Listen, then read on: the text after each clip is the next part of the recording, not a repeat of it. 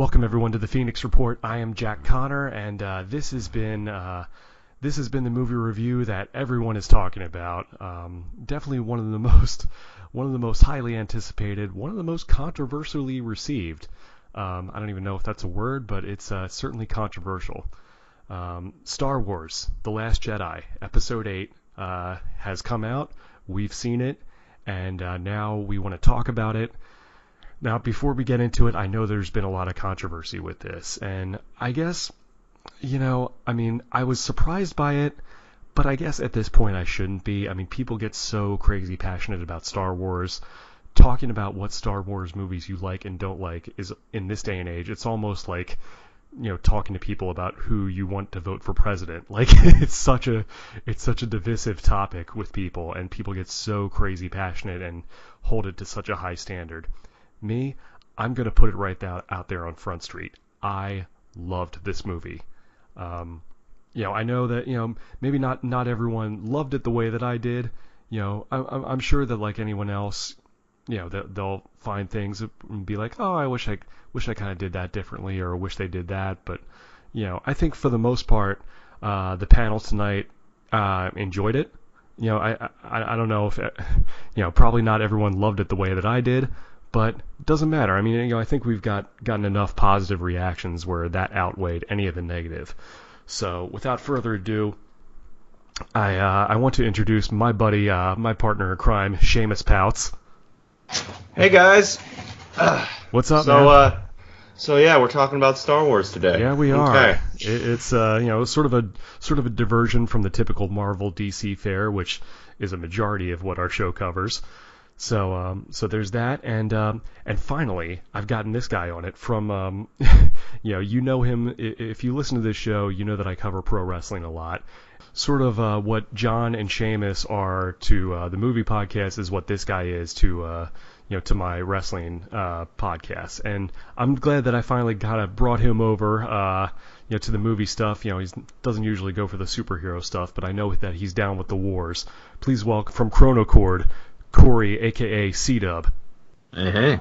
It's a rare occasion, as you said, that I managed to drag my carcass out to the theater and watch a movie, but it's Star Wars, so I'm really looking forward to talking all about this movie. This is cool, man. I've been wanting to bring you guys together for a while, so this is exciting for me. We're crossing streams, man. We're crossing crossing universes here. I dig it. But yeah, overall thoughts, gentlemen. Seamus, I want to start with you. I know that I was talking to you this week. I know that you had a few gripes with the movie that you wanted to get off your chest. Okay. I wouldn't go so far as to call them gripes. Okay. Well, I know that there were things that you probably wish they did a little differently. Do you want to kind of like summarize that before we get too deep into it? Yeah, but before I get started, I've been watching a lot of YouTube videos about people that basically complain about everything that happened in the movie, and I just want to say right off the bat that that's dumb. That's not what I have a problem with. I don't have a problem with certain plot points that I decided to have. Just certain things, just from kind of I guess I could see what they were going for, but it just didn't hit me in the right way. Okay. Yeah, it's just for me, the humor in the movie, a lot of the humor in the movie just seemed like it was really kind of, I guess, out of place. It seemed like they went a little bit with the direction of Guardians of the Galaxy Part 2, where it seemed like they couldn't have a dramatic moment without somebody kind of chuckling a little bit like that, which, it's fine for some things. I mean, I'm not a serious person. I kind of do that myself. If I'm trying to tell somebody something serious, I'll, kind of tell a joke. But it's just I don't know. It didn't seem like normal for me. A lot of the aspects of the movie just didn't seem like Star Wars, and I know I'm making it sound like I hated this movie. I didn't. I really didn't. There are things I liked, but like the humor, and I don't want to get too much into it. Just certain scenes just bothered me, I guess. Okay. And I just want to get it off my chest. I didn't like the porgs. So Oh, okay. All right. That's just where I'm at. Where I'm at there. Okay.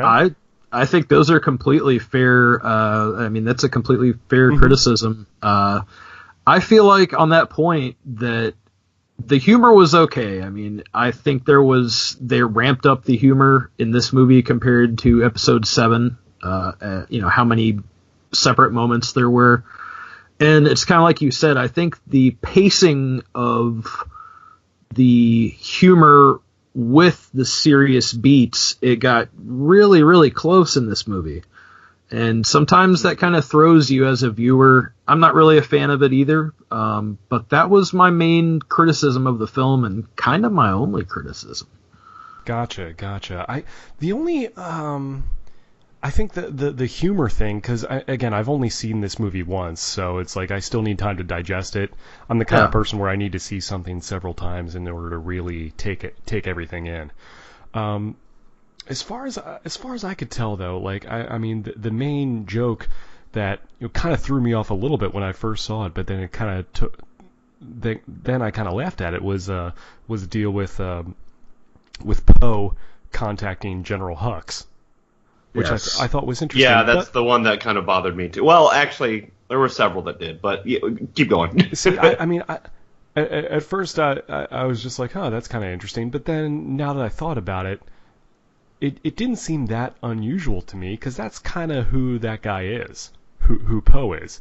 Cause it is in line with his character, you're right. Yeah, because even in The Force Awakens, like the first thing he said when Kylo Ren was like getting in his face, he was like kind of like, okay, so how does this work? Do you talk first? Do I talk first? And, just kind of taking the piss out of the situation. So, I mean, that just struck me as like something that's something that guy would do, to just kind of like throw, just kind of mess with General Hux a little bit. Who, I mean, a lot of people were like mad at like the way General Hux was, and I was like, this guy was kind of a sniveling prick. Like, why were you that attached to him? But I digress.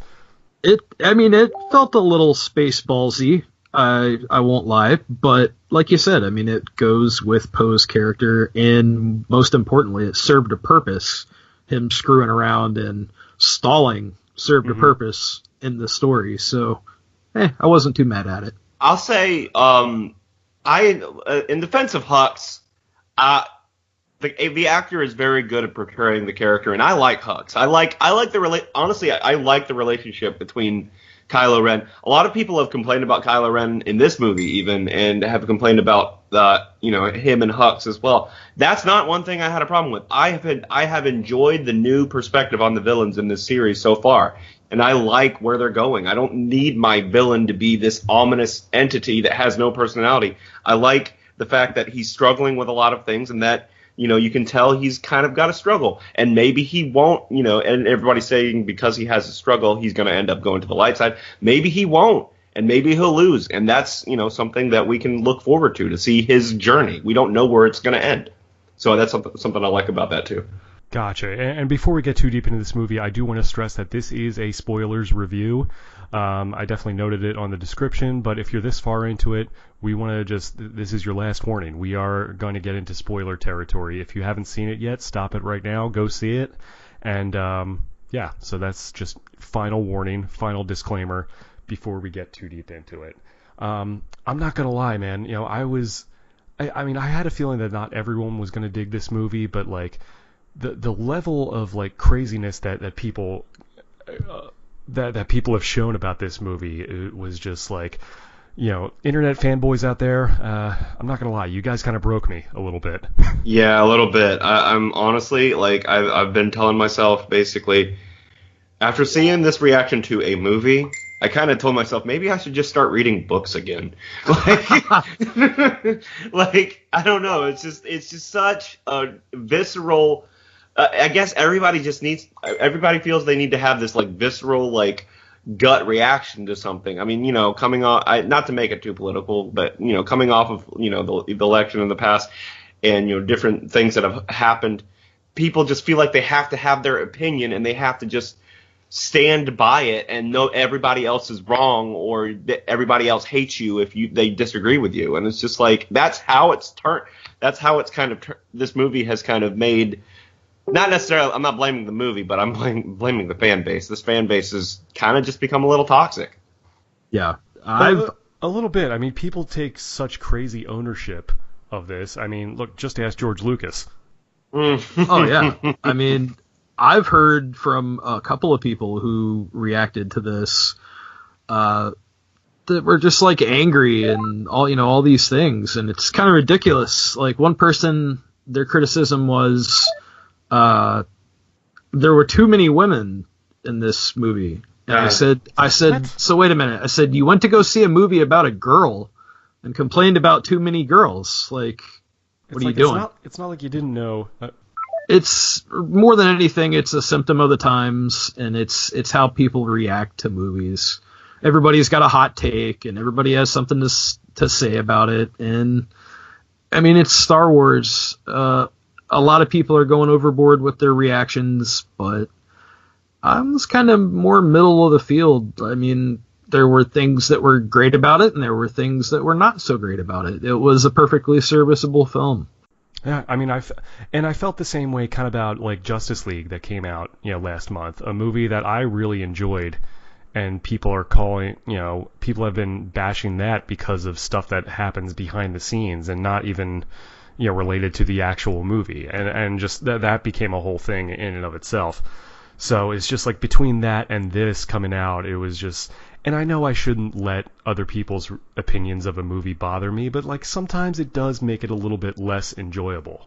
When they feel like they have to inject their opinion like everywhere, yeah, it's going to bother you because they feel like, they kind of just place it out there and it's impossible to avoid. So yeah, absolutely. Ladies and gentlemen, we have a little bit of a late edition, another regular of our movie podcast, writer, director, really good friend of mine, Antonio Camuñas. Hey guys, what's going on? What's up, man? We just got started talking about The Last Jedi, and we haven't gotten too deep into it. Cory and Seamus here, we were just kind of going over some of the little tiny criticisms they had. I mean, overall the reaction has been positive. We're going to get into the plot points first, but Antonio, what did you think of this movie? Man, I've been waiting 2 years for this movie, and I loved it. Yep, that's it. I loved it. There you go. I had a great time watching it. I laughed, I cried. There was great action sequences. It's just great sci-fi, man. All I can say really, like, my only thing against, I don't know, not really against anyone, but I just have a feeling that Star Wars fans, or at least part of the Star Wars fandom, I don't think they really like sci-fi movies at all. Because how can you not enjoy this even as a standalone film? This is great sci-fi, man.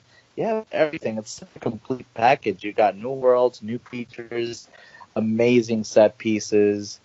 I don't know, man. It's just it's a great production. That's all I got to say. Let's get into the plot points.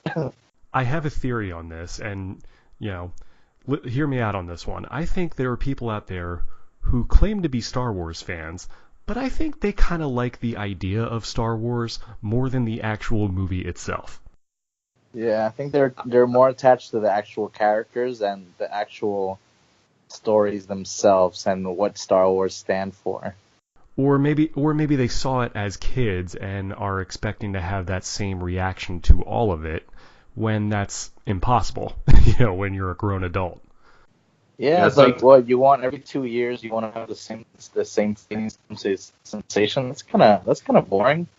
Yeah, I will say this about this movie, and we're gonna get into the plot points soon, but this has been probably the first Star Wars movie that I can remember seeing where there was a real sense of unpredictability.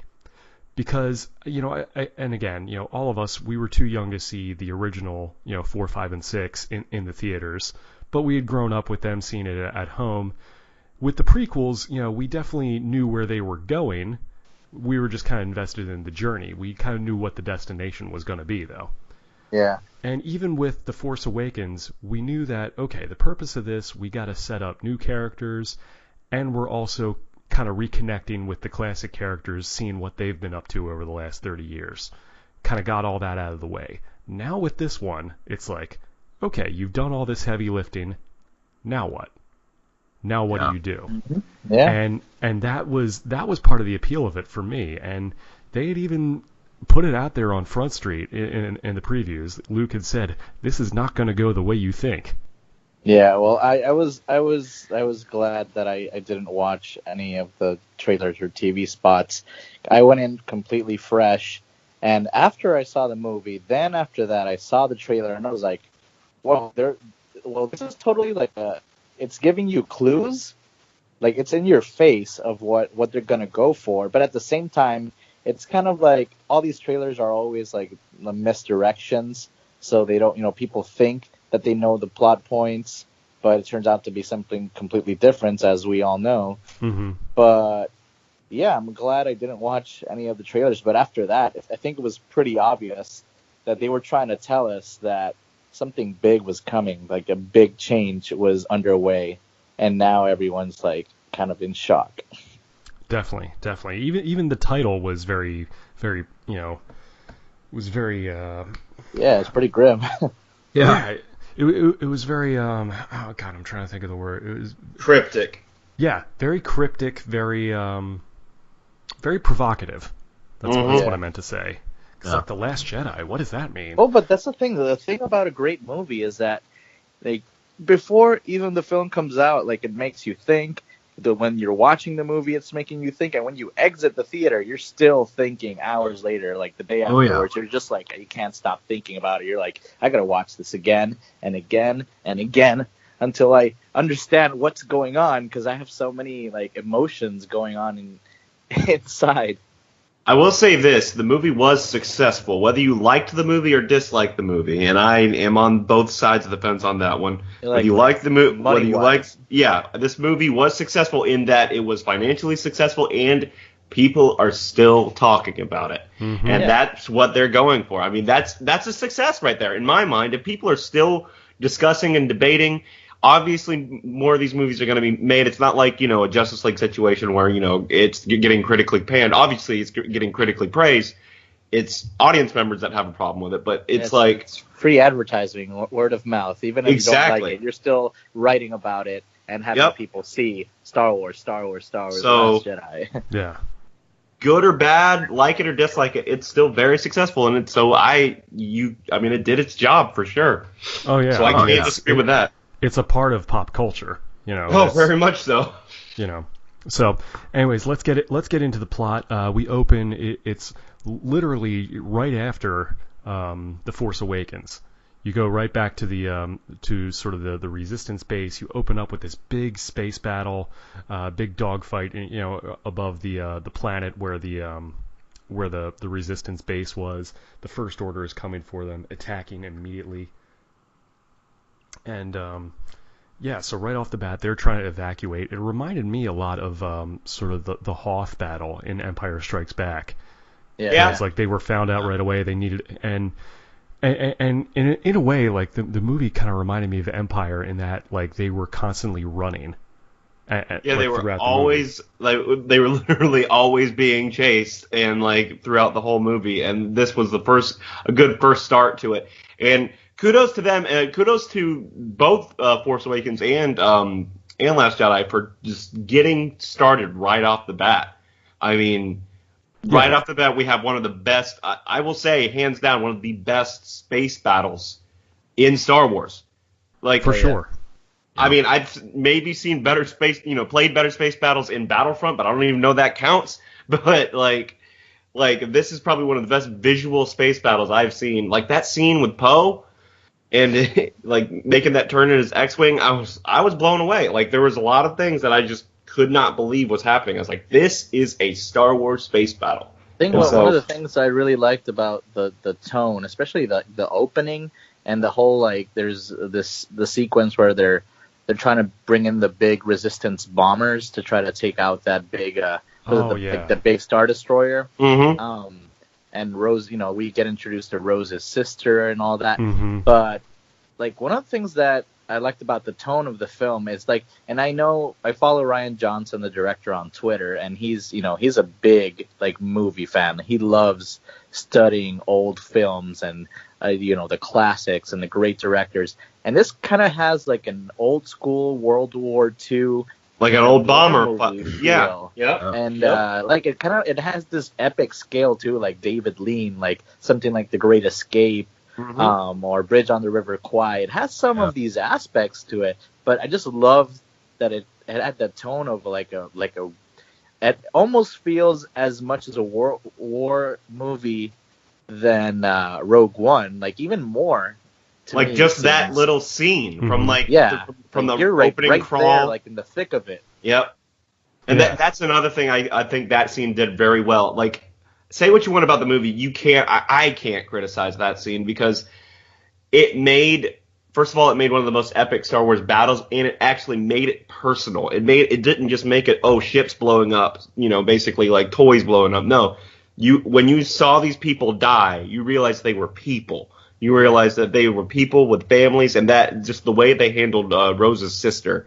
Oh, that was beautiful. That was definitely tragic.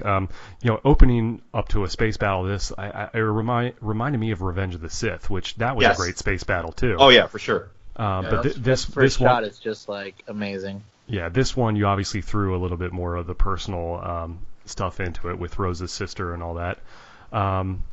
In this, you saw Kylo Ren. I guess he was getting his face fixed up, and he went into and he got in like his own like TIE interceptor, and just kind of like his grandfather, got out there and started flying around shooting people down, and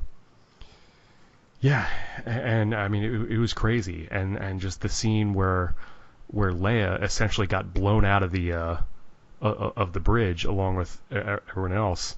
That was crazy because like you actually saw her get sucked out into space, and I thought that was the end, man. Right, like we were all thinking. I mean, obviously, because tragically Carrie Fisher passed away in real life, you were thinking like, oh my God, is that how they're ending it?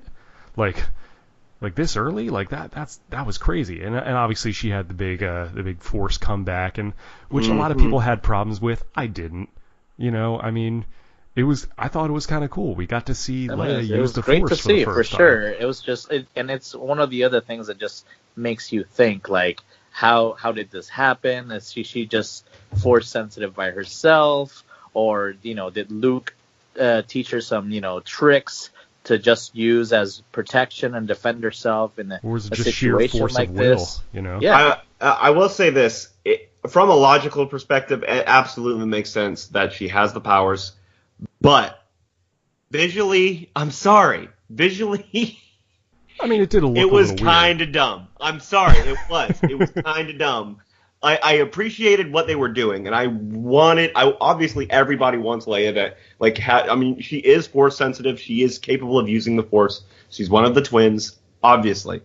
And, you wanted her to use the power, and I liked what they were doing at first, but when I saw what they were doing and how it ended up, I'm just like, that makes no sense. Like the doors open up and there's no vacuum and there's no. It's just like, and there's just too many questions, and it just like, it was one of those things where I tried to enjoy it. I tried to just appreciate it for what it was, but just like my suspension of disbelief. And I know it's Star Wars, and I know their physics don't work the way ours work and everything like that. But there was too many things to juggle for suspension of disbelief for me, and so ultimately, I kind of laughed at the scene, and right. I did. Yeah, so I mean, it's just one of those things where that was one of the little qualms I've had. I like what it was, and I'm glad she's not dead. And I honestly, I mean, I know Carrie Fisher. I'm glad. I know she passed away, and that's we know what you meant. Yeah, I see what you're saying. I mean, I could, it's a tough visual to pull off, to swallow. For sure. I get it. I definitely get that criticism. Me personally, it didn't bother me because it was like we basically got to see something that we were promised in Return of the Jedi, that that Leia had the Force inside her, and that she would be able to use it. Maybe not become a full-fledged Jedi, but still like be able to use something. I guess ultimately that's the problems that I have with the movie is not necessarily the ideas. I like all of the ideas in the movie, like all of them, including like the end. But it's just some of the execution I felt like was just a little, But again, it is what it is, and that's just a personal opinion on my part. Sure. So we had that, and we got to meet. Again, I'm going by the Wikipedia description, so this isn't necessarily plot for plot. It's not totally in sequence of the movie, but we got to meet Vice Admiral Holdo, who was played by Laura Dern. That was an interesting character. Mm-hmm. Oh yeah. It was very obvious that they were trying to make her dislikable at first to do something different later, and I appreciated that. I mean, I liked what they did ultimately with her.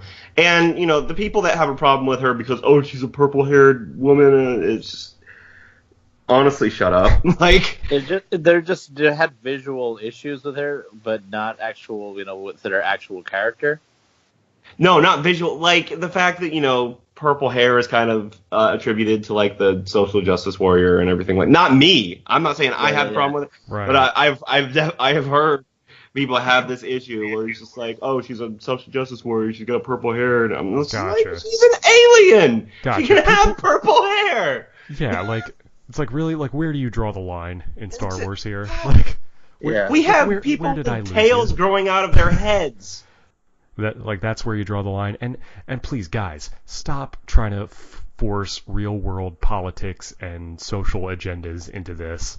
Keep your politics out of my Star Wars! It's a long time ago in a galaxy far, far away. Has nothing to do with what's going on here. So I just want to put that out there. No, but Holdo was actually she ended up being one of my favorite characters in the film. Oh yeah, and character arc was amazing. And like her performance was like it was so good. Like I totally I was super into it. I believe that she's a great actress, but not only obviously you're trying to make her dislikable, and I think. Is that even a word? Dislikable? Yeah, no. It is. Well, like she definitely had layers to her character, and it was interesting to see like sort of the infighting in the Resistance, how like you had different ideas.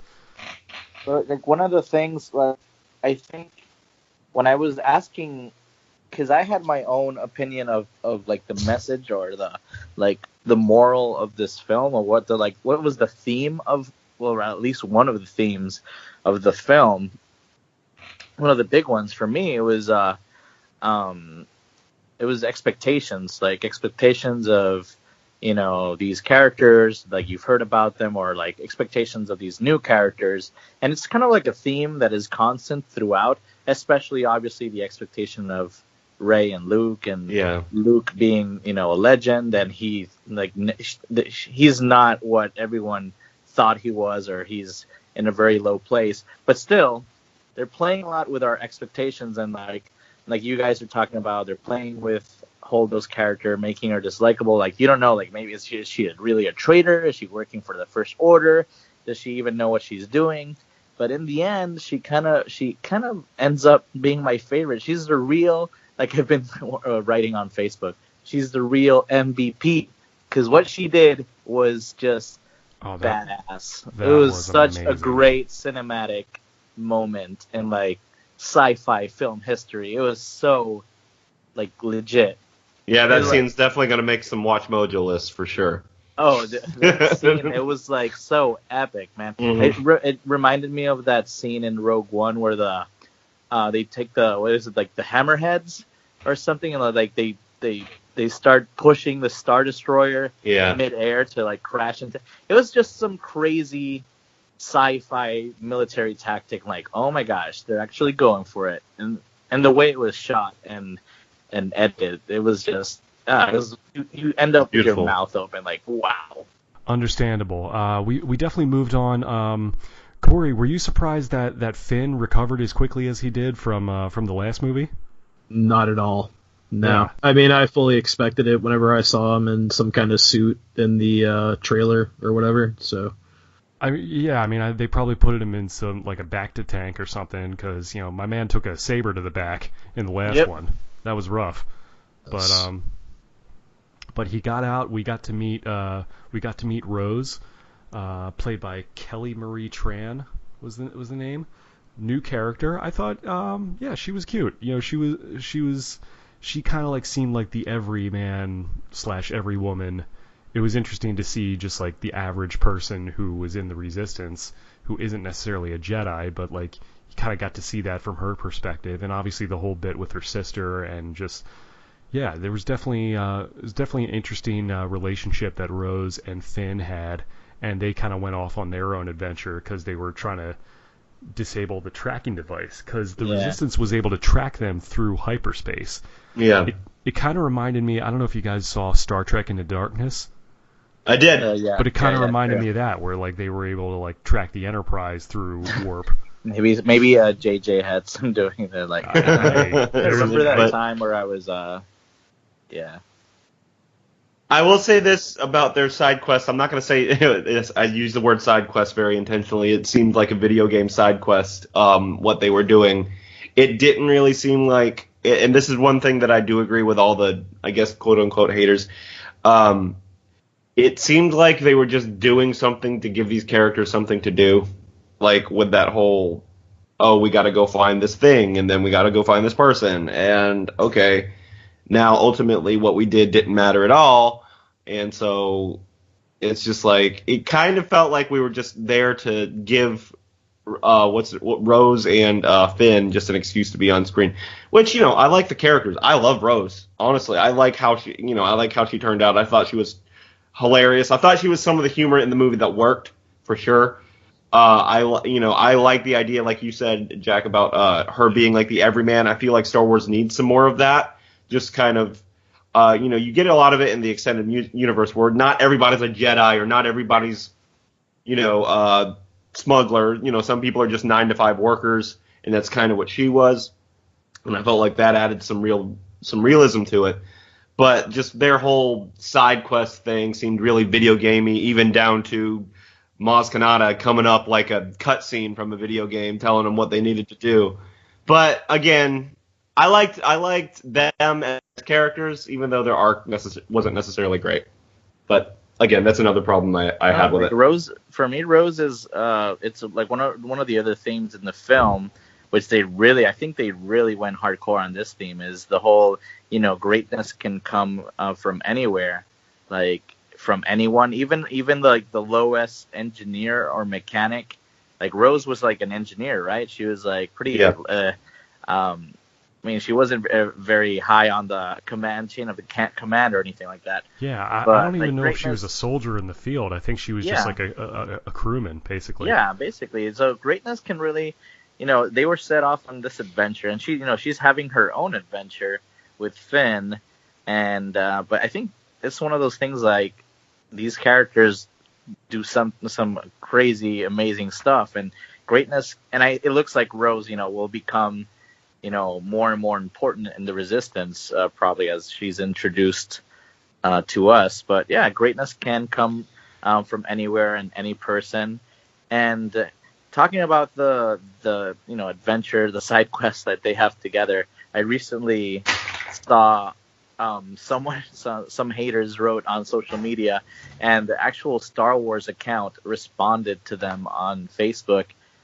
With a great reply, because it seems like they're just gonna go to the casino planet so they can they can show off all these crazy aliens and have them do something while everything is happening around them, and trying to kind of like cut to Finn and then cut to Rey and have this whole kind of like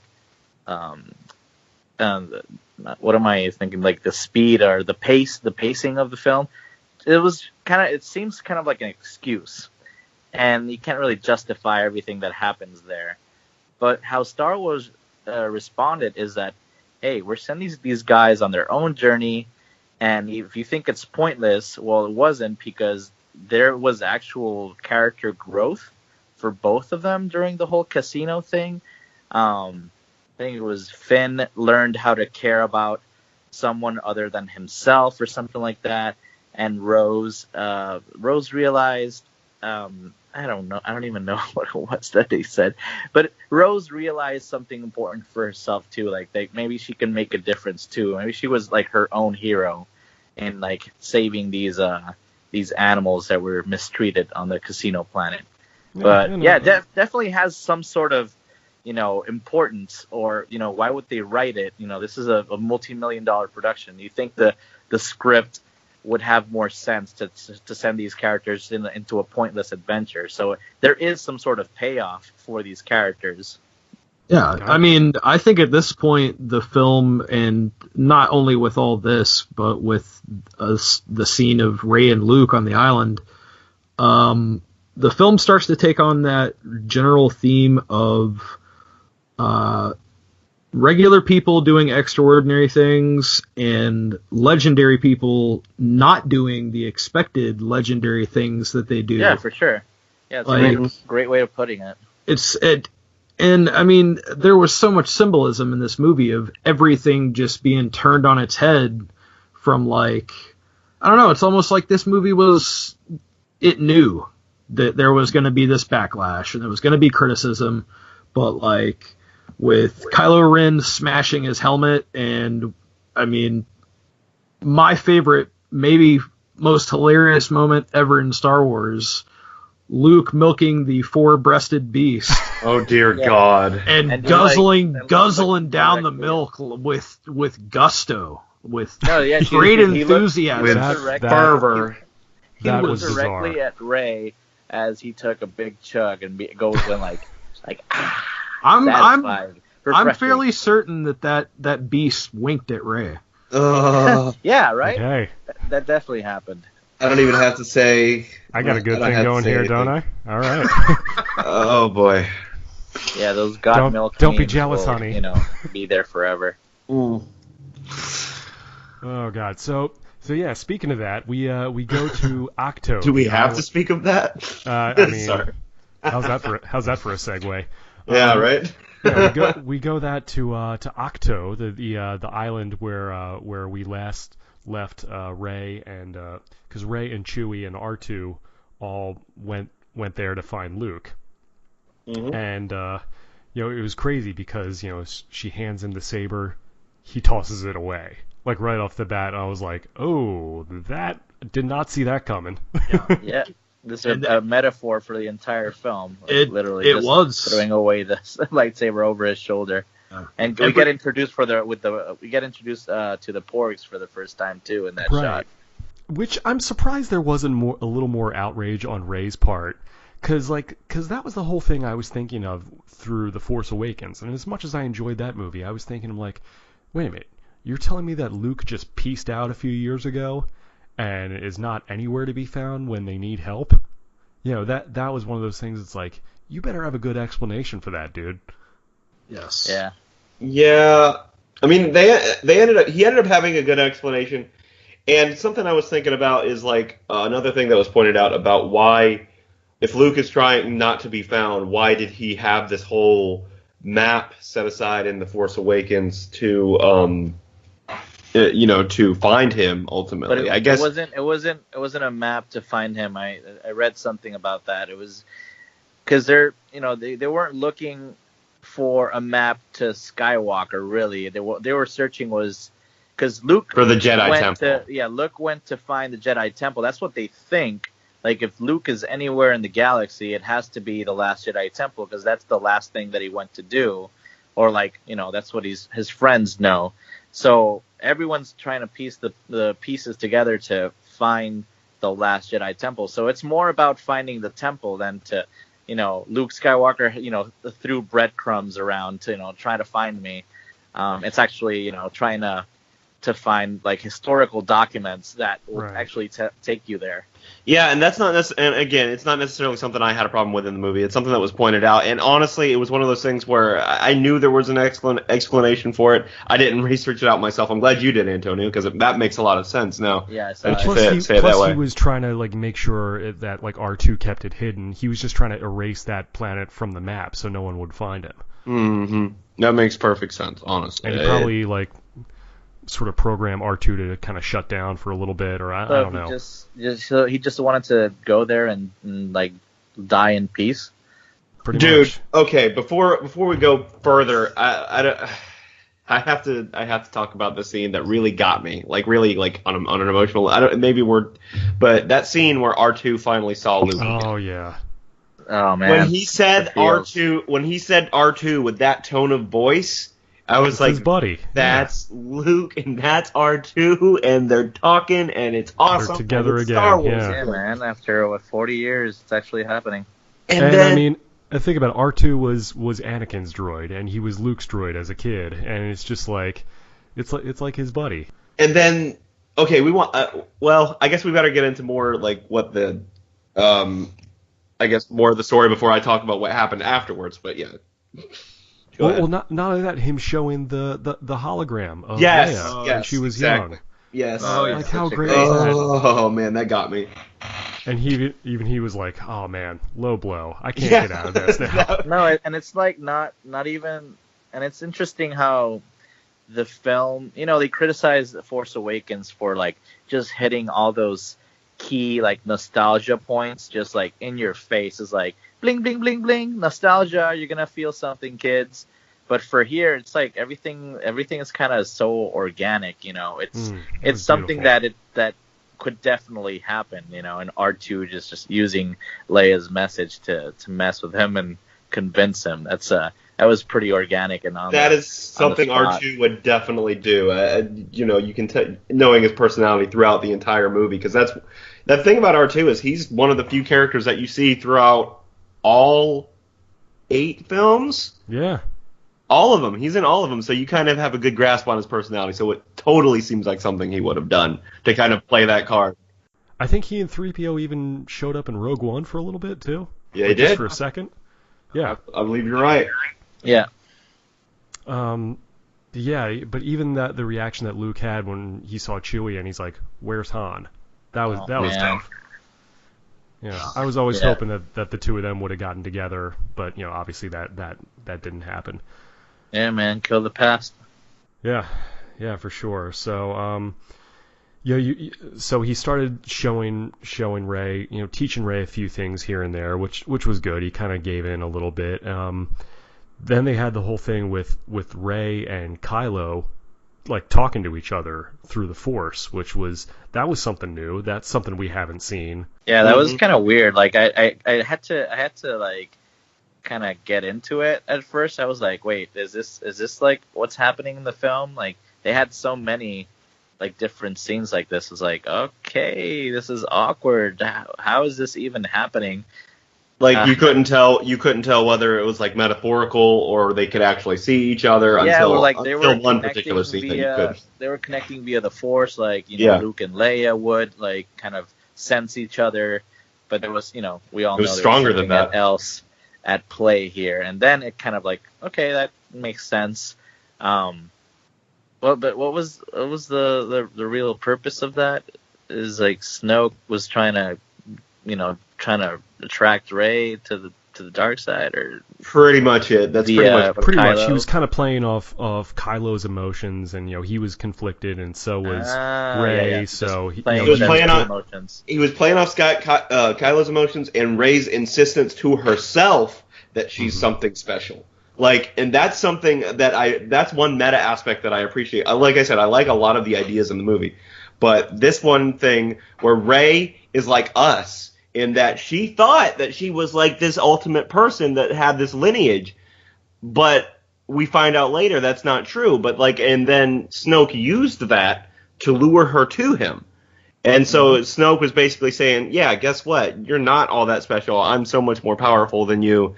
And I basically just use your own self-interest to get you here. And I thought that was really interesting how they did that. Mm-hmm. Very psychological. Mm-hmm.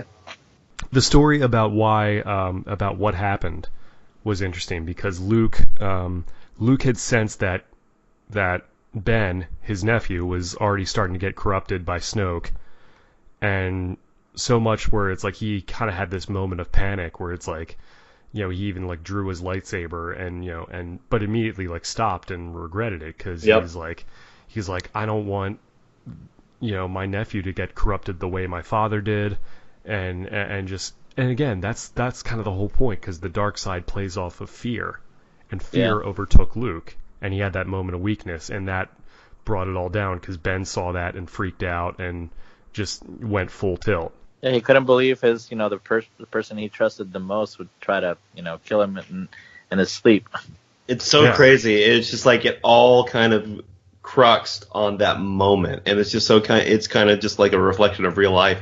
How one moment of indecision can kind of affect everything. It's just like apparently there's three. It was interesting that aren't there like three versions of this flashback where we kind of see like the different angles of it. Like first it's like Luke's point of view, then it's Kylo's point of view, and then we get like the ultimate, like the last, like the final version of what actually happened. Which is wild, because like in and guys, correct me if I'm wrong, but besides Rogue One, we haven't really seen like flashbacks in a Star Wars movie. Like usually these are pretty linear in the way the storytelling is. Yeah, you're right. This is kind of a first time for that. Other than maybe the dream sequences in Episode 3. But that was almost kind of like a flash forward, right? Because like he saw Padme dying and all that. But yeah, Corey, what did you think about Luke and that scene here, and about how that all played out? I mean, it's really hard to say, man. Really a lot of the faults that I saw with Luke Skywalker and how everything was portrayed with him, it kind of just went by the wayside because it's Mark Hamill, and I get to see Mark Hamill on screen again, and so it's just, I don't know, like every scene that, of course, Mark Hamill was in, immediately I'm like completely stoked because it's freaking Luke Skywalker. I don't know. I loved seeing salty old Luke, who's just like a master of the Force, but at the same time, he's like, F the Force. I don't want the Force. The Force has to end. Forget the Jedi. All this stuff. He definitely had flaws. Like he wasn't this perfect master. Exactly. He was incredibly conflicted, and that's another big theme of this movie: inner conflict and balance and light and dark. I mean, that's the center of this entire story: light and dark. And it was a different Luke. It was a conflicted character, maybe more than ever. Absolutely. So Rey finally kind of gives up and be like, "Hey, are you going to help me or not?" He says no. So Rey and Chewie and R2 get in the Falcon and they leave. Before she takes the books.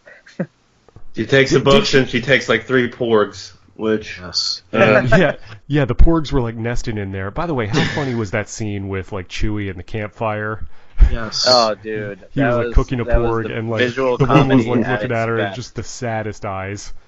Yeah, they did that whole cat Puss in Boots thing with the big eyes. It's adorable. Yes. I wanted Chewbacca to take a big bite of that porg in front of him, man. Seamus through the porg. Seamus is anti-porg. I am anti-porg. I didn't mind. I mean, they were fine. It's whatever. It's whatever. It's Star Wars. It's not apparently, so a lot of people are talking, like they're cute, but they're pointless. And yeah, like they're kind of pointless for the story. They're just visual comedy, really. But it was, I read an article. It was really interesting how the porgs were kind of like a necessary thing for the film. Like it was very practical, actually, because apparently this island where they shot the scenes, there were puffins everywhere. Yes. These birds were everywhere, and instead of like having to erase them one by one CGI, it's like, well, why don't we have like our own like alien puffin and have them in the scenes? So every time you see like a puffin in the background, hey, that could be a porg.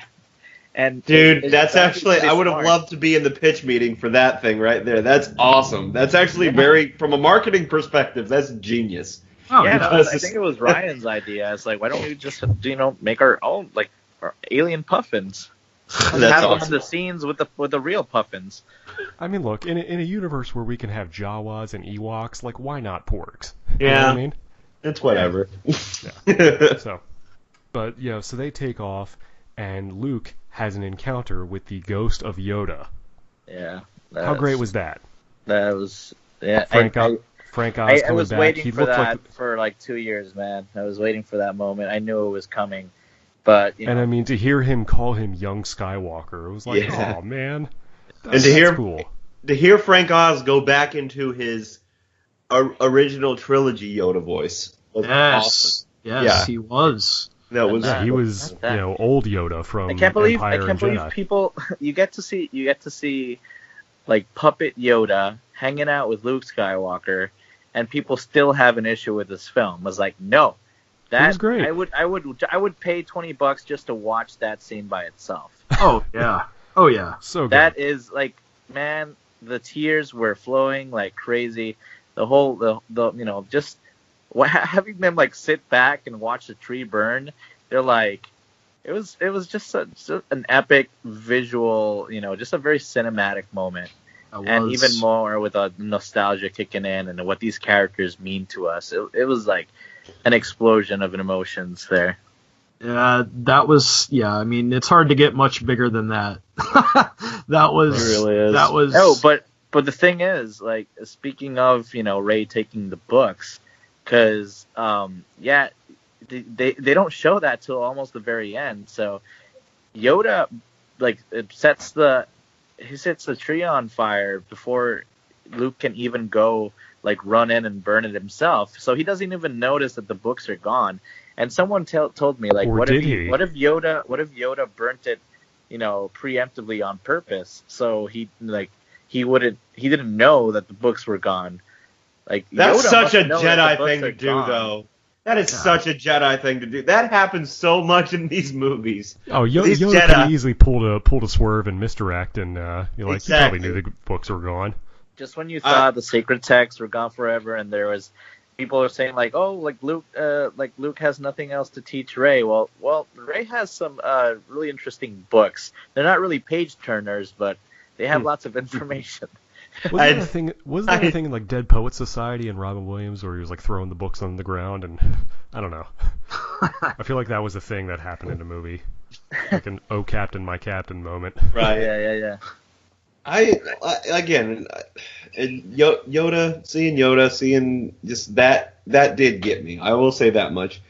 I could say something about the quality of the puppet. I'm not going to, but like overall.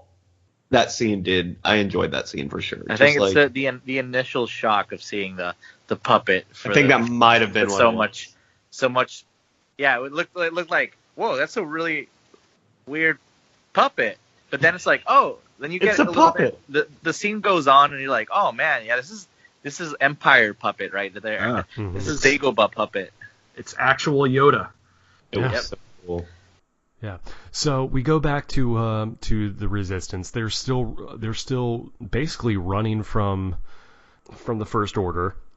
I keep on wanting to say the Rebels and the Empire, but it's not. But yeah, they're basically outrunning them, and they're kind of low on gas, more or less.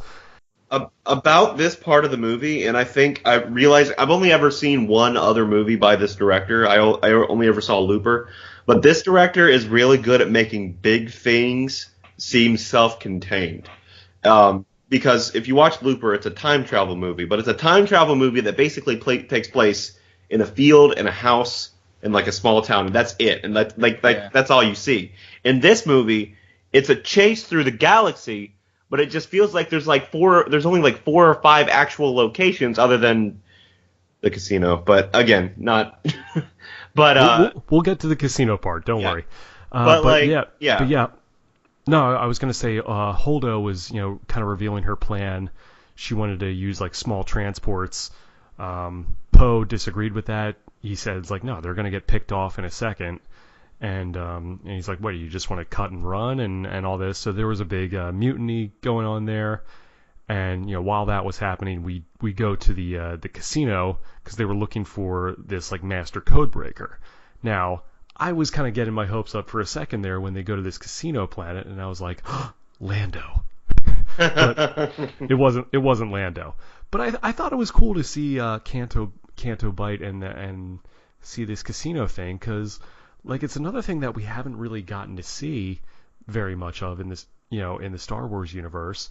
Like, people who aren't necessarily in the military, they're kind of like regular folks. I mean, granted, it's like the high society stuff, people who are relatively neutral though. And we find out this whole thing about how, private entities are funding the war essentially, and kind of playing both sides, which kind of made sense. It's like, because you don't really take a look at like the economics of like all this stuff in Star Wars, but it's like, all that resources have to come from somewhere. I mean, the First Order wasn't part of the government. They were essentially like an insurgent force, kind of, staging a huge like military coup. But like, they had to have some backers, some benefactors. So that's what that was all about. It did add some interesting background, especially like from what perspective of the Codebreaker himself. He kind of was explaining things, and I thought that was pretty cool. Yeah, Finn and Rose, they get thrown into jail, I guess, for illegal parking, basically. Yeah. And they meet DJ, who's Benicio del Toro. He's this, kind of quirky, Codebreaker guy. He had a little bit of a stutter and a tick. Interesting choices on Benicio's part, but like, he was kind of a shifty looking character, but they went with it. Oh, so there's officially a Puerto Rican in the Star Wars universe. Right. Well. I mean, he's not the first Latino guy in there. No, but he's like legit Puerto Rican. Like my mom was his English teacher. Are you serious? When he was like, I actually have it. Benicio del Toro's copy of Lord of the Flies in my library. Oh my god, dude, that's legit. Yeah, he was probably like maybe like in 5th grade or something like that, but it happened. Awesome. Wow, your mom was his teacher? Yeah, man. Back in early 80s. That's cool, man. He is one of those. I mean, I wouldn't call him underrated, but like he's a very good actor. That doesn't. It seems like he always does a good job, but it seems like he doesn't get like the recognition he should, in my mind. You know what I mean? Like. Yeah. I mean, you know his name and everything, but he's not like I guess he's like a B-list actor or whatever. But I always enjoy him in everything I see too. So it's just like, I don't know. I always like seeing him and stuff. I think he's a great. He can transform. He's a great character. That's what it is too. He can be Benicio del Toro as himself, or he can transform into some crazy stuff like DJ. There, he was. Mm-hmm. You really felt like DJ was this actual guy. I liked DJ as a character. I liked where they went with him too. Everyone was saying that it was way too convenient that they met this guy in prison, and I'm like, well, I guess the Force works in mysterious ways. Well, I mean, and you see how they watched the movie. It was a setup. I mean, you see how you finish watching them. It was a setup because he was actually ultimately working for the Empire. So true. Spoilers. Sorry. Yeah. So. But yeah, so they get with DJ, they manage to infiltrate Snoke's ship, and they manage to to kind of do everything they want to do as far as like break all the codes and get and shut down the tracker. However, they ended up getting intercepted by Captain Phasma. They get spotted by them, and DJ just flips on them immediately because he's just in it for the money. He doesn't care about the Resistance. Mm-hmm. So. And like I thought he did a really good job like that. He did a really good job at being deceitful. Like that whole scene, that like the fact that he took the little necklace and he used it as a conductor, and then he gave it back to her afterwards to kind of prove his own worth. That was really good at him, like him being deceitful, and I liked that. I liked he was a good bad guy in my mind. He was a good scoundrel. For sure. He was a mercenary. He's kind of like the anti-Han Solo. He really takes it, like, he really doesn't care about anything. Yeah, no, he has no allegiance. It's all about the money. Yeah. And it's refreshing to see that every once in a while. Pretty much. So, Captain Phasma, obviously she sees Finn, and she's, there's that reunion. So they actually see her do something. Yeah, for the they first finally time. They finally get their big fight, and yeah, she ends up going down, kind of falls into the fire. Looks like she's dead, but I'm like, I mean, if they want to, they could bring her back somehow, I feel like. But maybe. Yeah, she came back from the trash compactor once, so she can come back again. I don't think she's dead, first of all. And even if she is, I mean, people make too much of a big deal about this character. I mean, she does a good job at being like doing the small little fight scenes. Like I like that about her. Like that's the thing. It's like it's just like Boba Fett in the originals. It really she's is. the Boba Fett of the new trilogy. She's like, she's a shiny, cool character who looks it's a cool really toy. epic. She looks like she's a cool toy. Save her adventures for like the novels. Make a comic book about Captain Phasma. You know what was really interesting is that since The Force Awakens came out, I had been kind of like imagining and daydreaming this a scene where we actually got to see Captain Phasma doing something. I was like thinking of Phasma's character, and I just had this scene that I would play back in my head, where I wonder like if Phasma is fighting like rebels or something, and her mask comes off or something, and then she very well, then it's just space Brienne of Tarth. So yes. But then I had someone called Jaime Lannister. Yeah, exactly. I had this scene in my head where she loses the master, that it gets ripped off, and if like I wonder who is Captain Phasma. Like, what did the Resistance do to like piss her off so bad that she wants to be the best in the First Order and just like destroy.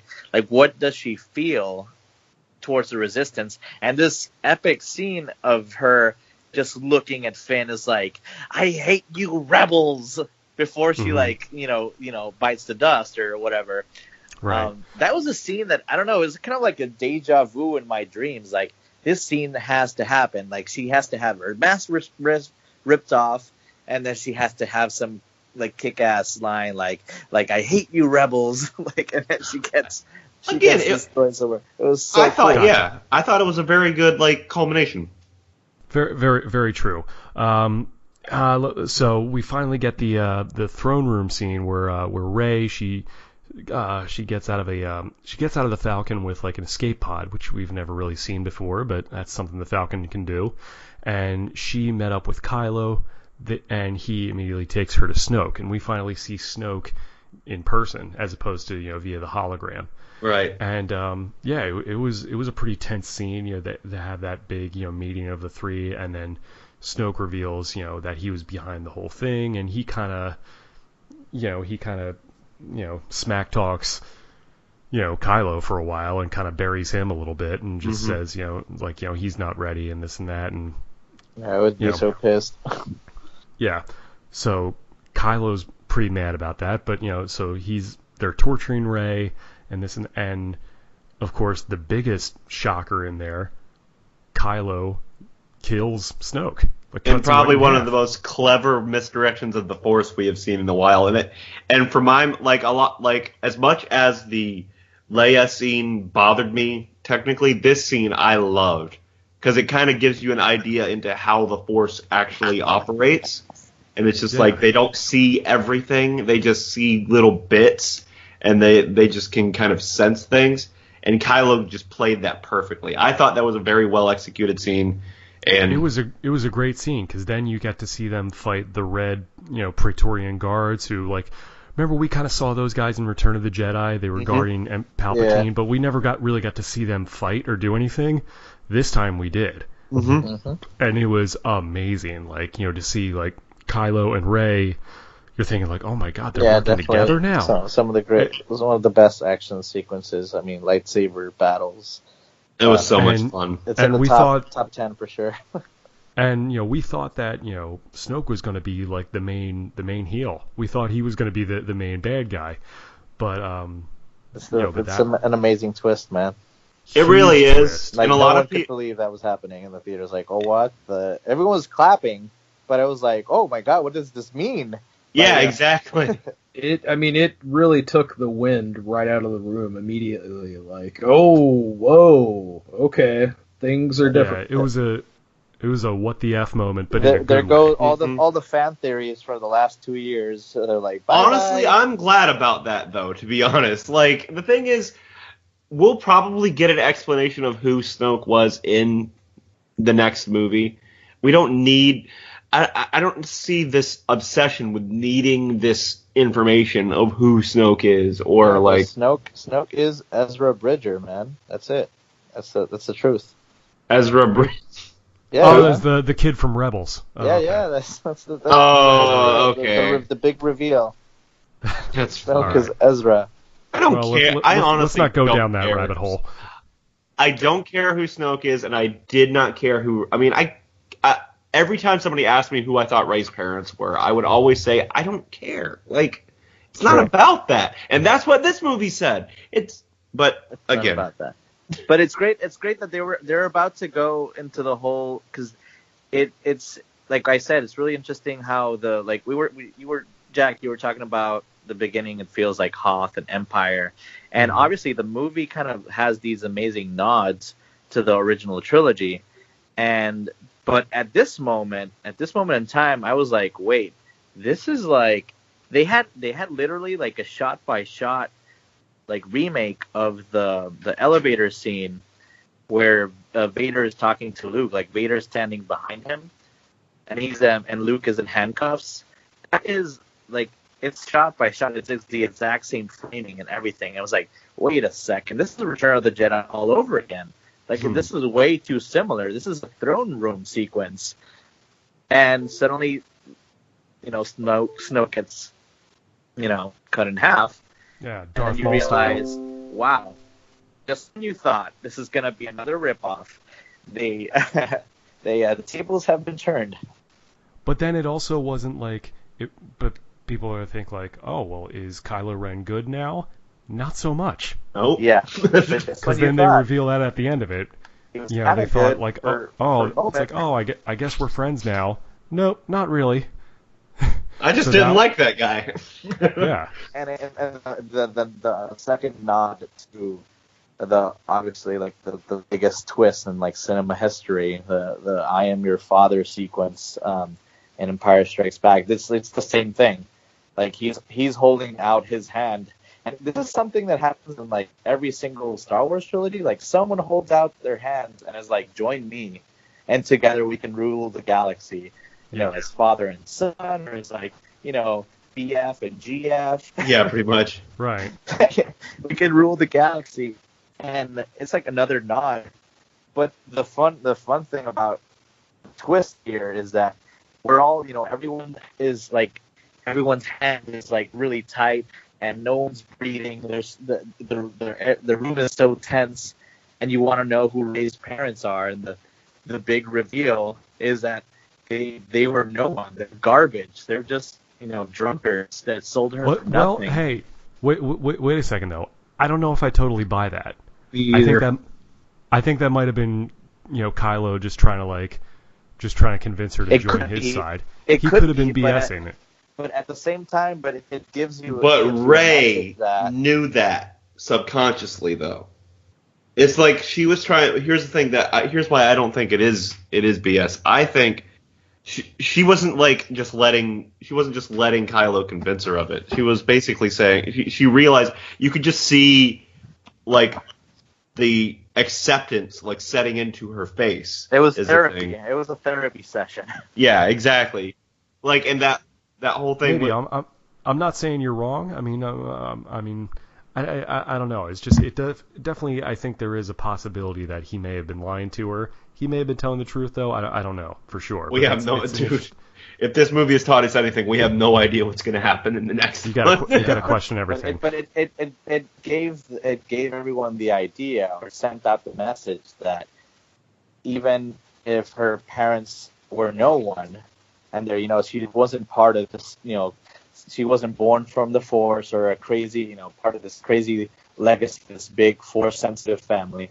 Like, the other theme of the film is greatness can come from anywhere, even, an orphan on a desert planet, just like Luke was in the beginning before we were introduced to Anakin's legacy and all that stuff.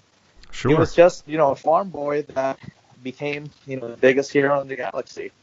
Yeah, absolutely. So, yeah, after that, they go back to the deal where Leia wakes up. She kind of settles the whole fight with Holdo and Poe, and you kind of get. How was Poe not shot for treason? Well, I mean, he was just stunned. But, Yeah. Oh yeah. I mean, she did shoot him. So, but like they kind of settled that whole thing, and Poe kind of saw that like what she was trying to do, Holdo, and there was even that scene where like she was telling Leia about like what she was gonna do, and like they both knew like, yeah, she was gonna go down with the ship, she was gonna stay behind, and that was a pretty emotional beat. It was. Knowing and just that whole scene of her turning the ship around and going into hyperspace through the Holdo other hyperspace ships. cannon. Holdo hyperspace cannon. That's what I'm It's a calling it. thing. That was pretty sweet. She literally cracked the huge ship in half like a Dorito. All of That was- She cracked all the ships in half. That was That so. was awesome. That scene. It's like you said earlier, Antonio. And when they cut the sound, it was perfect. It was Yeah, like man, a it's painting, the most dude. Yes. effective cinema right there. Mm-hmm. It was so good. It kind of reminded me of in Attack of the Clones in Episode 2 when Obi-Wan was chasing Jango and Boba through the asteroid field. Mm-hmm. Yeah. You had that delay in sound in there, and it was that little thing, but it kind of like added to. I mean, look, it's space. You're not going to hear sound Yeah, anyway. no, but when I saw that's the Attack of the Clones in theaters, I don't know. That's one of the greatest memories I have of Star Wars is that sequence. And he's throwing the sound in my theater was so epic.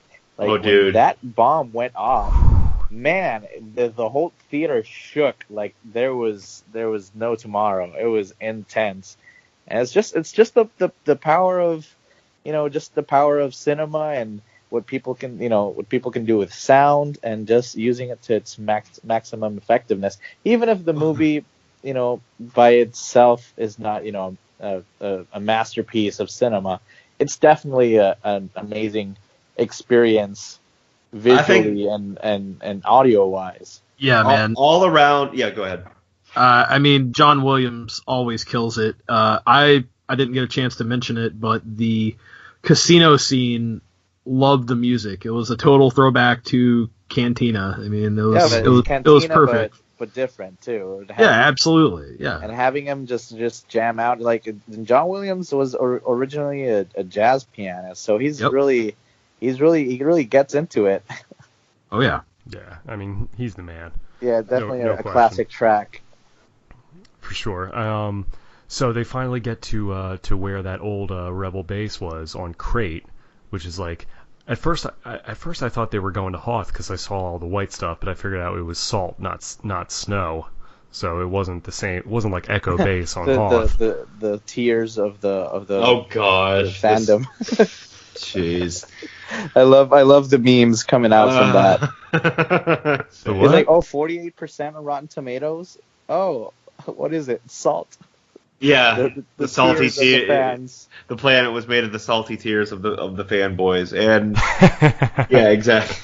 All right, that's pretty good. I thought that scene was kind of funny, where just to make sure that you knew it wasn't Hoth, they had a guy lick the sand or lick the ground and be like, wait. He basically almost looked at the camera and said, "It's salt, not snow." Oh, okay, well, hey, that was helpful. No, it was. I needed that. I thought it was. I don't know, but I kind of chuckled at that. It was funny. I'm glad somebody said it. Yeah. So, all right. So they were on there, and by this time Kylo's taken over the First Order. They launch a huge attack on this base with walkers, and everybody's there, and just the whole sequence of them taking the speeders out there and with the red ground coming up, and it was like, I'm trying to remember who it was. It was Poe, Finn, and Rose, and a few other guys like charging the walkers. Hello Asti was there. The what? Hello Asti, like one of the aliens that flew, like that destroyed the Starkiller base with Poe and all these guys. Oh, okay. Yeah, he's named after that Beastie Boys album. Oh, nice. Hello, that was JJ's idea. Yeah. All right. Oh, he's a huge JJ's a Beastie huge Beastie Boys fan for sure. Yeah. He's a huge Beasties mark. So So, but they do that, and Finn has this great scene where he's like ready to like sacrifice himself to take out the First Order, and yeah, I mean Rose ends up saving him, which I was waiting for him to be like what are you doing? Yeah, I mean thanks for saving me, but you kind of screwed up the mission.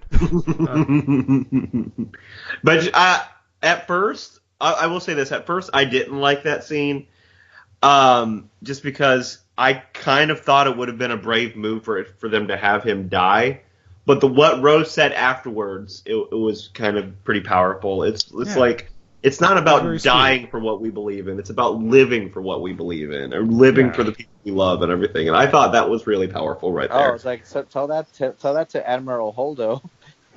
Oh, I know. I mean, can't. Not everyone's making it out of this one. So, So anyways, so then you had Luke show up, and at first I thought, I'm like, okay, something is a little odd about this, because it's like, did he like have time to like get a haircut and slap some Just for Men on his beard? and he had the blue lightsaber that had just been cut in half with right. Rey. I don't know if he hung on. I don't know if he hung on to the old green one or not, or what happened, but like you did get that scene of like him and Leia together finally, and just catching up, and that was super nice to see the twins together one last time. It was perfect. It was really great. It's perfection. And to see him like just shrug off the blasters, and to have that final stare down with Kylo was, I mean, that was amazing. It was great to see that. That was like a Western standoff, man. That whole scene was just like out of Good, the Bad, the Ugly. Like with that one scene where you had Luke in the foreground facing the AT-ATs, and they were just sitting there. You could almost hear like the Good, the Bad, and the Ugly theme going. It was awesome. Just the music, when the music kicks in, and you get that big, like just like this like really cinematic image of just. The funny thing is that. In the beginning of the film, when he's on Ahch-To, he tells Rey, like, what do you think? Like, if I come back, it's just gonna be one laser sword against the entire First Order. Like, haha, yeah, like that's not how it works. And here in the end, here we go. He kind of did that. It's just Luke Skywalker against the entire First Order, preventing the Resistance from getting wiped out. So it's kind of like a foreshadowing right there. But just Luke, just looking out into this open field of all these giant military machines about to destroy everything. It was a very powerful image, and I don't think it can't get more epic than that. And everyone who's like just mad that Luke didn't get like a really kick-ass highlight saber battle or anything. Like, damn, right. that's how you go. I mean, yeah, no, absolutely. And I would have. Sorry, Corey, go ahead. I was gonna say, I mean, I would have been perfectly fine with if Luke did die right there. If we literally got the Scarface Tony Montana, all right, he gets hit with everything that they got, and there goes Luke. Like, that's it. I would have been perfect. I would have been fine with that, though. I think that would have been fun with it. If they would have done something if they would have done something like along those lines, and like Luke had an alternate plan or something like that, and that would have been great. Like, he fully sacrifices himself. It would have been. I mean, I honestly thought that's what he did. I had no idea. Like, it didn't hit me that maybe he's using the wrong lightsaber or anything like that. It was just so well shot. I was so caught up in the moment that I was like, oh man, Luke's dead. No, but wait a minute. Nope, I guess he's going to brush his shoulder off. He's okay. All right. Yeah, is that all you got, kid? We got to all agree that even though, the movie did have some, comedic elements to it, and a lot of people are like, Luke Skywalker would never do anything like that, like brushing off his shoulder or anything, but when you think about it, that's kind of like the biggest thug life moment in sci-fi history right there. Is I can't wait for the movie to come out so that people can start making these gifs and memes of just the thug life sunglasses coming down with a Snoop Dogg in the background. Yeah, it's like da-na-na-na-na. Nice. Feeling like a Jedi, get that dirt off your shoulder. Like, seriously. Oh, nice.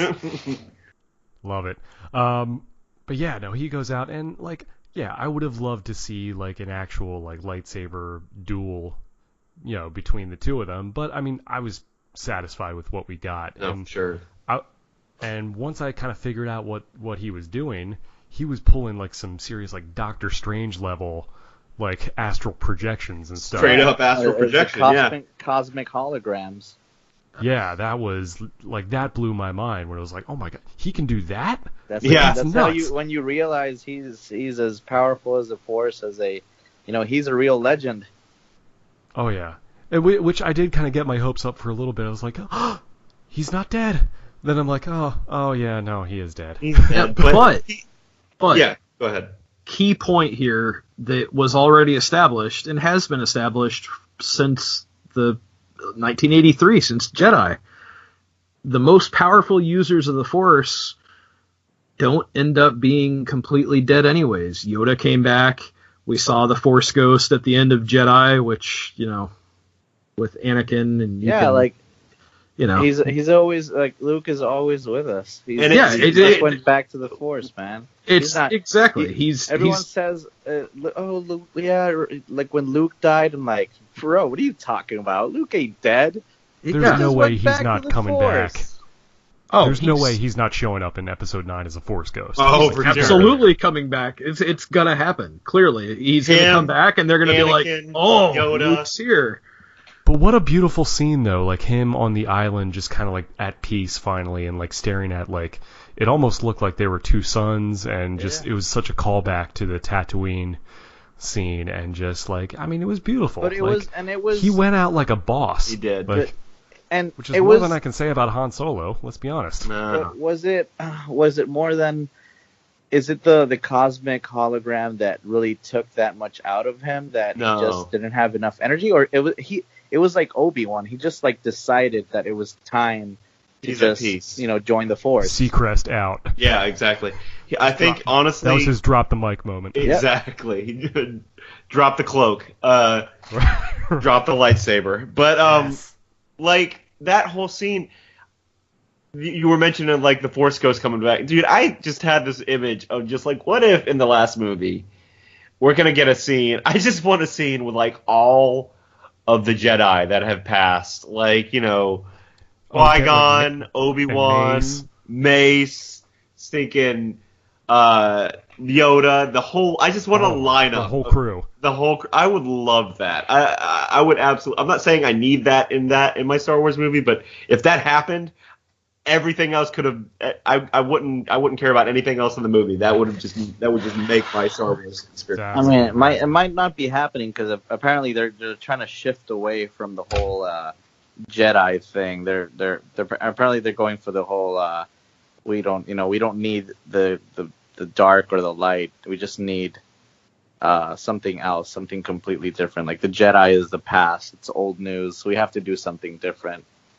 I mean, I get maybe. I mean, there's no. But you still have to celebrate your past, and I think that would be like I'm not saying throughout the whole movie. I'm just talking about like at the end, kind of like another Star Wars movie. Yeah, and have the Ewoks, the original Ewok theme from Return of the Jedi play. Yeah, have the Porgs playing on. Have Yub Nub? Have the Porgs playing Yub Nub on First Order helmets. God. Man.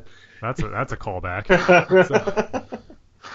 So anyways, so they finally have so Rey comes there.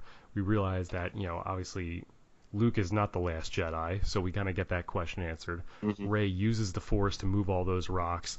They all escape, and it was cool because they had that scene at the end where it's like Rey's talking to Leia and they're talking about Luke and how he went peacefully, but they're also like, okay, well we have a new inspiration here for a new rebellion to fight the First Order. Man, the spark that lights the fire. Exactly. Yes. It was great. And I can imagine Episode 9, they might have that take place like 5 to 10 years after this one. Like who knows? They could probably afford to have a little time jump there between 8 and 9. Yeah. So we'll see what happens. But wait, Episode 9, do you think Rey is the last Jedi? Well, I think she's the next Jedi. I don't know if she's the last. But that's the thing. But if she, I mean, I don't think that Rey will ever become a Jedi, or wait. I don't think the answer is for Rey to become a Jedi. Like, I think that's an open. That's pretty open right now. I think this movie is a shining Jedi, example. He was the last Jedi in the galaxy, and that's it. Because apparently, I mean, Luke might said he become wasn't going to something be else. the last. Listen, So, I think who this knows? movie is a shining example of what not to do. We're not supposed to speculate, okay? So Yeah. I think that's one thing that we should. I mean, it's kind of unavoidable, but that's one of those things where I don't know what's going to happen. That's why it's a great film, because it makes us, ask ourselves questions and talk about it and try to figure it out, and then realize we were all wrong either way. That's great sci-fi. Yeah, and I mean it's the classic trilogy format: introduction of conflict, and then second part is escalation of conflict, and here in 2 years we're gonna have the resolution of conflict. So Yeah. I mean it's classic paint by numbers storytelling, but it's Star Wars, man. Everybody's saying, "Oh, this isn't the Star Wars I grew up on." I disagree. Yeah. This is every bit as epic as all of the other films. All the central story elements are there. I mean, we couldn't just keep rehashing the same things over and over again. It has to evolve. It has to be new. There has to be questions. Things have to be turned on their head, and we got that with this movie. I agree. For sure. So there you go. That was the plot, start to finish, basically.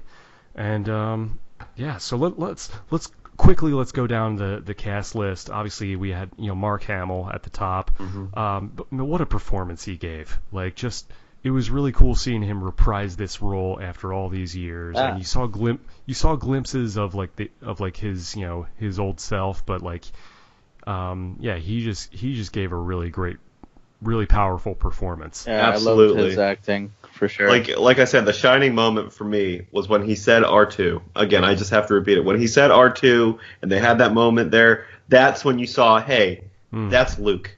That is not Mark Hamill. That is Luke Skywalker. And that was amazing. And look, even he. Sorry, go ahead, Corey. I was just going to mention that at one point in the movie, whenever I saw old Luke, I'm like, Luke with the old hair, or with the long hair and all kind of old, he kind of looks like old Robert Plant. He does. Yeah. Thought he was going to maybe bust out some Zeppelin. The stairway Maybe to a the little- Force. Little black dog, I don't know. Something. But yeah, no, and even he had issues with, he had creative issues, I think, with Rian Johnson. When he looked at the script, he's like, I don't know about taking Luke in this direction, but look, this is the job. I'm gonna do it, but I'm just saying I have disagreements here, but I'm gonna go for it. However he felt about it, personally, I thought he did a great job. The man is a professional, and the man knows how to act. Seriously. The fact that he was so vocal about him disagreeing fundamentally with a lot of things, but he still acted the crap out of that role. It was amazing. It felt clear to me that Mark Hamill took that conflict that he had about, I don't know if I want to do this, Luke. And you could really feel that really permeated it across the screen with his portrayal. You can tell that he kind of used that, I feel like, to really portray Luke as somebody who's old and bitter and just completely torn. There's so many moments that you look at the close-ups and his eyes are so watery, man. He's really oh my gosh, he's really messed up. You can tell how conflicted he is broken. of what happened with Kylo, and man, it was a really powerful performance for me. I was like, is it really in Oscar territory? You think? I mean, you never know, but probably not, knowing the way the Academy is, but I think he deserves it. For sure. He deserves some sort of award. Well, guess what? He has the adoration of his fans, for sure, because, man, it was so cool, because, I grew up with the prequels, so I never really got to experience that Luke Skywalker character.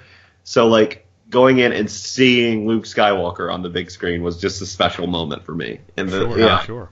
I absolutely give Mark Hamill 5 chugs of beast milk out of 5 for this performance. That's the new rating system. I like yes. it. Yep. Yes. All right, and we didn't talk about the caretakers. We don't need to.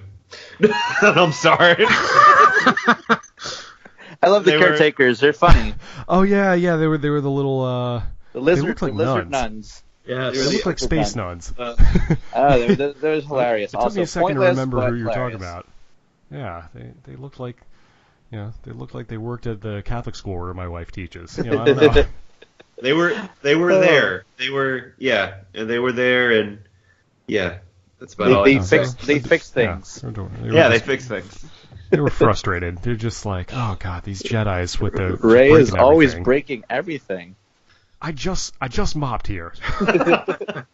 She was like, there has to be a Consuela moment where it's like, no, Luke Skywalker, no, here, no clean hand. no, Skywalker, You're up here milking with this cow with 4 boobs, and I have no idea what to do. I have to clean all this stuff up. Okay. That's a terrible accent. I don't even know what that was. Yeah. But, we get regardless. it. Carrie Fisher. It was, obviously it was a little more poignant seeing some of her stuff, knowing that, she's unfortunately no longer with us. I don't know if the plan was to have her in episode 9 at all, but I don't think, they've said that they're not going to use like CG. I seriously doubt they would recast the role at this point. But if in the final shot she's in, it's like so beautiful. It's such perfect. It's such a perfect way to send her off. And what a way to go too. Have your last role be your first role, and like it bookend your. Or, I don't know. It's just very poetic. Like you don't see a lot of those poetic moments in real life, but it was her most famous role. And I mean that works for me. If in the next film we don't see anything and it just starts and Princess Leia Organa is dead. Yeah, maybe it's okay. Like 10 I mean, years later, and maybe she passed away from Yeah, maybe. I mean, life isn't always perfect. We don't always have to see things that happen. Sometimes we catch or secondhand. Maybe she joins the Force too, like Luke. Maybe we'll see Leia Force Ghost. Or they don't even have to go that way. They could just say, oh well, she's off doing something else, and they don't even necessarily have to kill off the character just yet. I think there are enough characters to like really like, wow, we're really into the new generation of Star Wars here. Like, how would you feel if they really don't even go back at all? Like, they don't look back and we don't see Luke again. They don't talk about Yoda ever again. We never see any of this stuff. If they do it right, yeah. Look, I mean, I fully expected from the start, whenever it was announced that we're getting this next trilogy and all this, I fully expected a passing of the torch. It has to happen. Mark Hamill and Harrison Ford and all these people can't live forever. It has to keep going, and that's the central theme of the movie, is that it keeps going.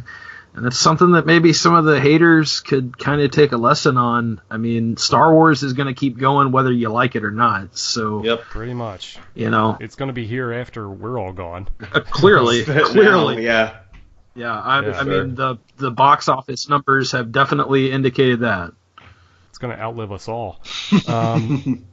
Adam Driver gave a great performance as well. Like, really, just a lot of layers, a lot more going on. Better Kylo Ren than Force Awakens. Like, no more crybaby Kylo Ren. I liked. Also, Kylo. he wasn't wearing a mask, so you could really see him emote a little bit more on this one. Kylo Ren is one of my favorite characters in this new trilogy. So obviously, I liked him. He's an emotional character. He's got layers. He's got depth. And I enjoy watching him as a villain. I think that's the biggest thing for him as a villain. With Darth Vader, we had that, the mask. It's a blank slate. We see no emotion. But with Driver taking the helmet and literally shattering it, we got to see him emote throughout the movie, and it added a completely different layer to just your generic faceless villain. Mm-hmm. Definitely. definitely. And I'm glad they didn't have him do, Corey, you'll appreciate this. Obviously, what they call in wrestling a babyface turn, where he becomes a good guy. I'm glad they didn't really necessarily go that way with him. Like he's still not a good dude. No. I just think it's really interesting how they're playing off Kathleen Kennedy said this new trilogy was going to be about the Skywalker family, and technically it still is, because this movie, who's the main character here, really? Is it Ben Solo? Is Kylo Ren really the main character? And is it about really him, fighting off the light side instead of, Luke Skywalker trying not to go to the dark? It's kind of like that play. But it's really interesting how they're both these characters are being tempted, to either side, and you really don't know what's going to happen. Mm-hmm. Gotcha. And so Daisy Ridley back as Rey. She's a really strong lead. Yes. I really like this girl. She plays the part really well. There was a little more layers to her performance in this one. She's great. She's a great hero character. I think I was less impressed by Daisy Ridley in this movie than I was in The Force Awakens. I wouldn't say less impressed. I would just say we saw she did a lot of the work that she needed to in Force Awakens, and she's kind of just doing the same thing in this one, which is fine. Yeah, but I think I was even more interested in most of these other new characters than actual Rey for some reason. I don't know. Okay. Then we had John Boyega back as Finn. He didn't really have as much to do in this one. In The Force Awakens, he was much more like a central part of the thing. Although he did have some great moments. Certainly. So, I'd like to see more out of him in the next one. Where they put him in the movie, he did a great job. I like him. Again, it's one of those things where I like the actor a lot, so I want to see him do more. I kind of want to see. He obviously had his time to shine in the first movie. And so I kind of want to see where they take him in the next movie. There's a reason he's in the movie. Obviously, he's one of the three main leads. So we'll see what happens in the next one. But yeah, I'm a general. That'd be cool. Maybe. Well, speaking of which, Oscar Isaac as Poe Dameron. I think he got a lot more to do in this one. Yeah, for sure. He was great. Yep. I really like him. He's a fantastic actor, and yeah, just really charming in that role. You really like this guy. I like the chemistry between him and Holdo, even though they're the opposites. For sure. But even as actors, you see them in interviews, damn, the chemistry between Laura Dern and Oscar Isaac just in those interviews, they're so playful, so fun. Yeah. You had Andy Serkis as Snoke. Andy Serkis is the undisputed champ, a legend of motion capture. Yep. He is the king. So nothing more you could say about that. Andy Serkis did a good job as usual for motion capture and voice work. He's the man. Maz Kanata, Lupita Nyong'o didn't really hit. She was just in there for a second. I wish we kind of saw a little bit more of her, but maybe she'll show up more in episode 9. I don't know. Donald Gleason as General Hux. We got to see a little bit of a lighter side of his character. He was intense in The Force Awakens. Yeah. He gave that big Hitler speech on Starkiller Base. This one, he just got to have a little more fun with it, but was still menacing and still just a good villain. He's gonna become kind of like a pawn to Kylo Ren, though. He doesn't really do anything by himself. He's just does he really have any power whatsoever? His relationship with it's like we said before. His relationship with Kylo Ren is interesting, and it'll be good to see how that evolves too as well. He's at best he's like a Tarkin, basically. Right. So, who else? We had Gwendolyn Christie, Brienne of Tarth. Captain Phasma, again, would have been nice to see more of her, but I thought they kind of wrapped up her character pretty well. Honestly, I just enjoyed seeing her in the interviews. She's one of those people where she's just stoked to be in Star Wars. She really is, and it's hilarious. Honestly, I'm glad to see her. Glad to see her still doing stuff. While we're waiting for Game of Thrones to come back on, so hopefully we'll see more of her. Are we for sure that Phasma's done, though? No, we're not. Well, we're not. I mean, look, anything's possible. No, They might definitely bring not. her back in the next one. I mean, Where wasn't that ship like blowing up? Well, technically, Starkiller Base also blew up, and she was in the Jurassic Factory, and she came back. She fell in a fire pit, and that was blowing up. So we didn't see. We didn't see. We didn't see. No, we didn't. it's like see. comic book movies, man. Unless you see a dead body, anything's on the table. Exactly. Pretty much. Ahsoka lives. Ahsoka lived. Oh yeah, you're right, dude. I just watched that battle today. I watched the battle on YouTube. I watched the battle between. We didn't see. She could be alive. It's like, you're right. I mean, she'd be super old by this point, but oh, for sure. Yeah. Yeah, Laura Dern as Vice Admiral Emmeline Holdo. Yeah, she was good. Really solid in that role. She was a great actress. She was good at making me not like her at first. So good on her. Yeah, I mean, I know she's been in a bunch of other stuff. I don't remember Jurassic all the Park. other movies. Oh, that's right. Yeah, the original Jurassic Park. Yeah, she was in that. Frank Oz coming back as Yoda. Amazing. Yep. Benicio del Toro as DJ. He was cool. Mm-hmm. He was a cool villain. I'd like to see. Did he get killed at the end? I'm trying to remember. No. I don't think so. He might be the Lando of this whole situation, where he kind of comes back and redeems himself, or not. Maybe not. Maybe he'll just stay We need neutral characters in the series. Yeah, you're right. Maybe we need a true neutral. I mean, I would like to see what happened to Lando. Me too. The guy. This is Lando's Billy Dee is like one of the few people that actually still wants to be involved in Star Wars, and they won't let him come back. And I'm just sitting there. I'm just waiting for him to make a little hologram call. He's like, "So Leia, I hear you're single now." Is it too soon? Is it too soon? That's bad, but that's funny. He would. Right. It's so weird. They don't even reference him. Not even. Yeah. Right? Maybe you'd like some Colt 45. Billy Dee's the man. He's great. Yeah, so there you go. You had a bunch of little cameos in there. I think Joseph Gordon-Levitt had a voice cameo somewhere. Gareth Edwards was in there somewhere. What is it? The director of Rogue One, yeah. No, Shaun of the Dead. The director of Baby Driver and. Oh yeah, Edgar Wright. Yeah, he has a backstage picture of him in his Resistance costume. That's funny. I have two minor things to mention. I don't think I heard a Wilhelm scream in this movie. Oh, you're right. It has to be there somewhere. Maybe it is, but more importantly than that, did anybody hear I've got a bad feeling about this? Oh, I gotta look back. I don't think we got one. I'm pretty sure that streak's over. I've only seen it once. I'm gonna have to check it out. The past truly has died. It's something I noticed afterwards. It's something I noticed after, and I was like, the streak died. It's over. They didn't say it. Oh. Wow. Well, I've got a bad feeling about that. I don't know how I feel about that. I was okay with everything else, but now that you mentioned that, I was like, Star Wars is ruined. My childhood is dead. They're worried about making. You've killed my childhood right now. By the way, anyone who legitimately says that, you need to get punched. Yeah. Your childhood isn't the only thing that needs to die. What? He went there. I did. That's a Seamus Pautz burn. I like it.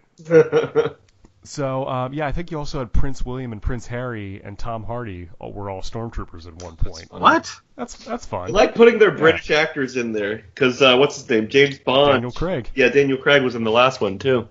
I heard that they actually gave him the number of 007 as part of his call sign. Like you would. That's cute. Yeah, absolutely. Yeah, it's adorable. So, there you go, man. Finally, everyone's talking about The Last Jedi. We've went through it. I feel glad because I don't have to talk about this movie again. Yes. Apologies to my man John Walters. Normally he joins us this one. It just the scheduling wasn't working out. So John, I'm sorry about this. I'll see you at work tomorrow or on after Christmas. So this is good. We enjoyed it. As far as future movies, I think the Han Solo movie is coming out in May. Mm-hmm. This summer. Black Panther's coming out in February if you want to do that one too. That's enough. Yeah. Oh yeah, no, absolutely. But I'm thinking in terms of Star Wars. I thought the Han Solo movie wouldn't be out until next Christmas, but like we're getting it in May, so that's coming up real soon. So that'll hold us over until Episode 9 for sure. Yeah, I'm excited about that. I always like to see, like, people had their issues with Rogue One. I like Rogue One. I'm just a fan of Star Wars, I think. Rogue One was fantastic. Yeah. I loved Especially that second half. It was flawless. Oh yeah. Oh yes. Mm-hmm. So good. Mm-hmm. Mm-hmm. All right. Well, that's cool. Thank you guys for doing this. Let's kind of go around the table for a second. Cory, as most people know, from the wrestling podcast, he is also a musician and producer. Chronochord.com. Where else can they find you on social media, Cor? You can find us at Chronochord on Twitter, basically across the board for social media. And I hope everybody has a fantastic Wookiee Life Day. Yes, happy Life Day to you. Happy Life Day, and cheers to 2018 and Star Wars to come. Very true. Yeah, check out Cory's stuff on Chronochord. They make really cool instrumental music, very cinematic in their approach as well. It's very cool to see Cory and our buddy Justin do some really good work over there. Antonio, what have you got going on?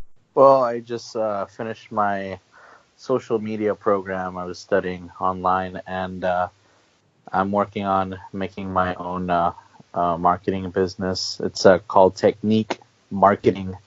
It's on Facebook. If you need any marketing services on social media, I'm your guy. Nice. And is there anything happening with Clear Your Mind or any other film projects in the works? Oh yeah, I'm still collaborating with some guys. We're location scouting, just getting everything set up. Yeah, the crowdfunding is still, in process, and eventually cool. I want to have that. That's my main project in the film wise. So I hope to have a feature film soon, someday. Absolutely, we'll post some links in the description for you guys to check that out. Seamus is on at Celtic Kraut 75. Also does some stuff for Twitch still, maybe, or Okay, so yeah, you can follow me on Twitter at Celtic Kraut 75. Also, I do still have a podcast going. We've been kind of on an extended hiatus, but you follow us. The podcast is called Silmaridiots. It's a blue collar take on Tolkien. Me and my brother kind of get together and we talk about Tolkien kind of from an uneducated perspective.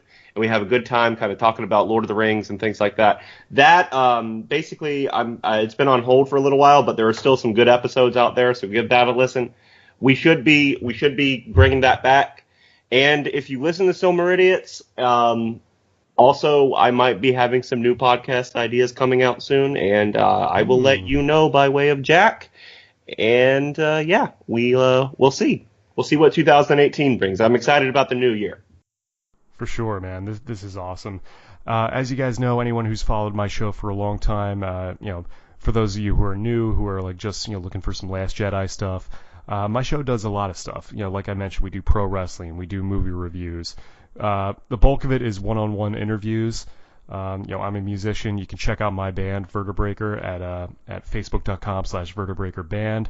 We do a lot of random stuff. Even Seamus and I have even been doing old Power Ranger episodes, weirdly enough, and just having fun with that. Mm-hmm. Like different stuff. Like this podcast is basically whatever we want it to be.